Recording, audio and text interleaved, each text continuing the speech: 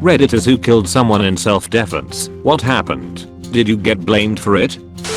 I was woken up by my fiance telling me that she thinks someone opened the back door, which is always locked. It was a loud ass door with an even louder screen door that I've never heard anything else sound like. So I told her to lay on the floor and call 911 as I grabbed my handgun from the nightstand. As she was whispering to the operator, I could hear at least one person talking downstairs. It turned out that there were two people.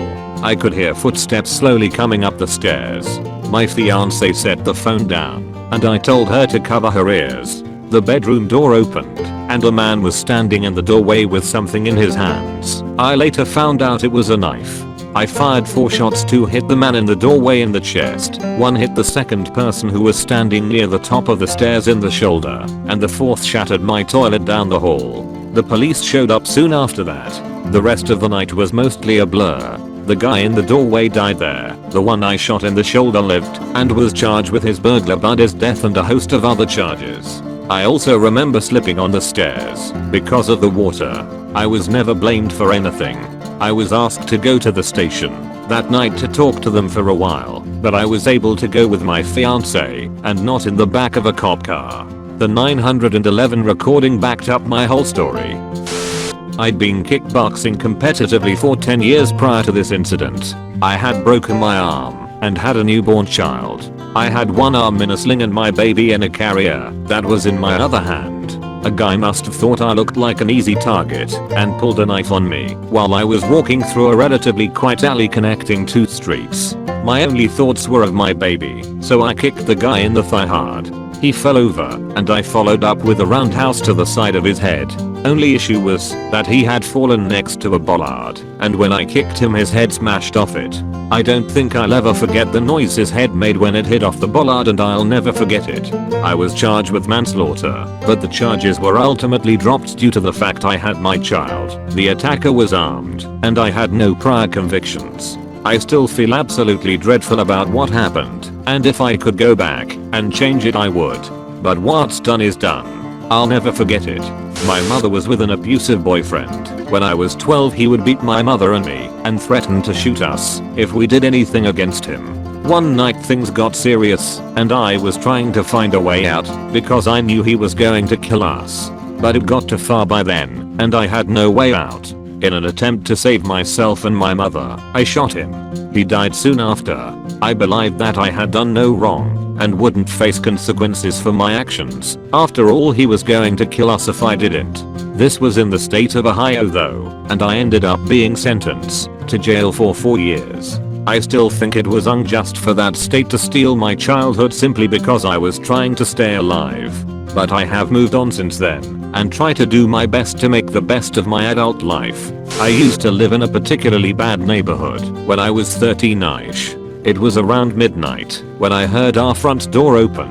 My mom worked nights and my dad was overseas, so I assumed either my mom got sent home early or we were getting burglarized. We didn't have any guns in the house or really anything someone could defend themselves with, so I hid in the closet in my room. After a few minutes I heard someone open the door to my room and start rummaging through drawers and such. I didn't really have anything of value, and there wasn't really anything in the house other than a really old TV that weighed upwards of 150 pounds. After throwing all the contents of my drawers onto the floor, I thought he'd be done and just leave, but I was wrong. Something about the closet called to him I guess, and he came over and put a hand on the door knob.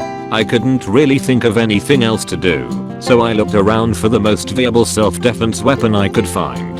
The best I found was a clay bowl I'd made when in school a few years prior.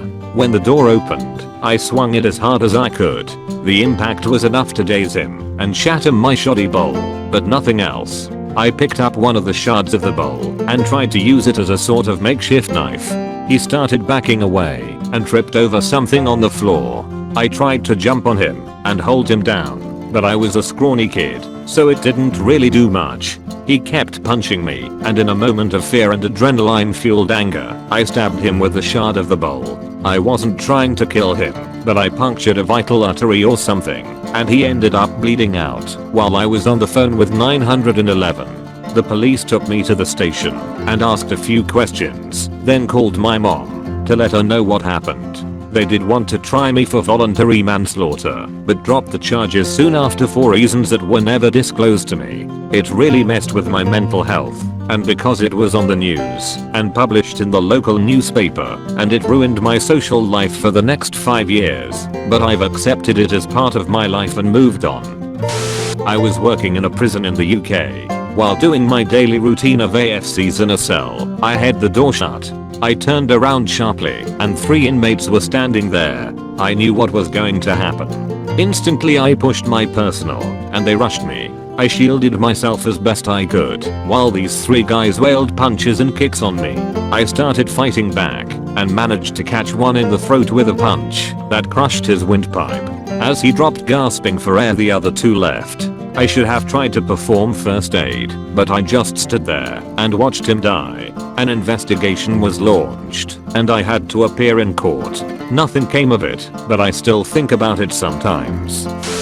I killed 2 people, work the night shift, so I normally get home around 1:30 am, and most times my mother is asleep this time. However, I could see the living room lights were on and 2 big shadows were moving around in my house. This was extremely out of the ordinary, so I unclipped my Smith & Wesson SD9V from my holster and slowly peeked in through a window. There were 2 guys in their mid-40s in my living room throwing things around and rummaging trough drawers. One man had a handgun and I figured I could wait and call the police from outside the house and keep an eye on them to make sure they don't head for the bedrooms on the 2nd floor. However, when I glanced to the couch, I saw my mother huddled with my 12-year-old niece who must have been spending the night. I knew if I waited for the cops this could go south. Before they got there, I was able to signal my mother to cover my niece's eyes and ears. I waited till the 2 men were on the far side of the room. I turned the doorknob and burst into the house with my weapon, pointed at the man with the pistol. I told him in a surprisingly commanding voice to drop his weapon. Then it happened. It felt like slow motion. I saw his arms start to flick upward, and I fired 3 rounds into center mass. The second man reached behind his back, and I had no choice but to put 4 rounds into him. What I can tell you is it's not like the movies where a person dies instantly. In real life, people gurgle, cry, asks for family members, ask you why you did it, and so on. Super late, but oh well. A guy attacked me at 3 am while I was walking to work. Literally barreled out of the woods and tackled me onto concrete with his belt undone. He broke 3 of my ribs and dislodged a vertebrae. Broke my jaw. I got this surge of adrenaline, and I'm so thankful for that. I tried to choke him long enough to render him unconscious, and I did. He never woke up. It still bothers me sometimes. Nearly 10 years later, I was arrested and questioned in the hospital. Uncuffed the following morning after the police obtained security camera footage. I've been asked before how I managed to hold the choke long enough to kill him. I don't know. I may have crushed his windpipe. I have no concept of how long the choke, or even the whole situation, lasted. I was traveling down 277 just south of Del Rio, Texas, no more than 5 miles from the US-Mexico border. Me and all my infinite wisdom stopped to take a leak on the side of the road. As I was zipping up, I got hit over the back of the head.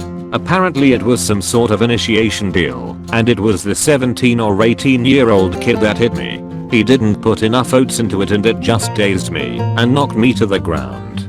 2 of them started to get into my truck, and 1 started to go through my pockets. I hit him with my elbow and then rolled over on top of him and found a rock about the size of a softball. I hit him in the head with it until he quit struggling. One of the others jumped out of the truck to come help his buddy. I threw my rock at him and rushed my driver door. I got my hand on my revolver, shot at the guy who I threw the rock at, then leveled the pistol at the guy who was sitting in my passenger seat and told him to stay there with his hands on the dash. While I was trying to find my phone, a border patrol unit showed up, and then another and another. When it was all said and done, I got off with no charge because the border patrol watched it all go down on camera. I had to go back into Del Rio and go to the hospital because I was concussed. The guy I beat with a rock died before the ambulance got there. The guy I shot bled out on the way to the hospital, and the 3rd guy was held and then deported.